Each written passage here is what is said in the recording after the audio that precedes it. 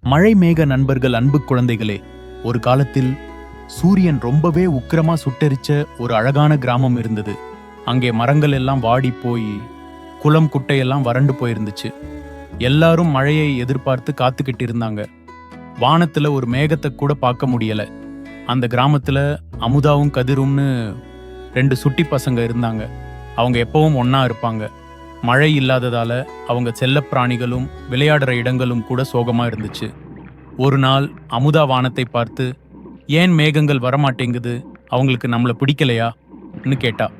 அப்போ கதிர் ஒரு யோசனையில, நம்ம மேக நண்பர்களை தேடி போனா என்னன்னு கேட்டான். ரெண்டு பேரும் சிரிச்சுக்கிட்டாங்க. அவங்க மனசுல ஒரு ஆசை இருந்தது. மேகங்களை தேடி போகலான்னு முடிவு பண்ணினாங்க.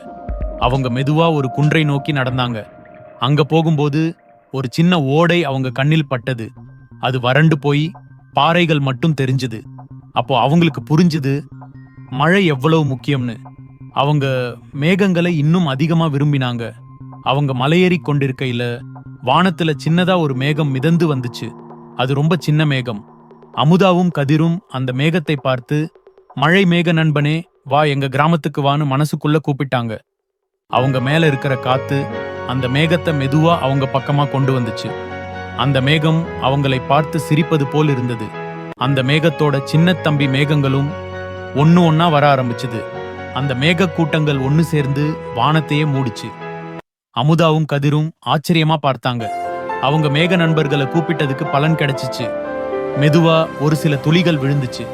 அப்புறம் சடசடன்னு மழை பெய்ய ஆரம்பிச்சுது. கிராமத்து மக்கள் வெளியே வந்து மழையில நனைஞ்சாங்க.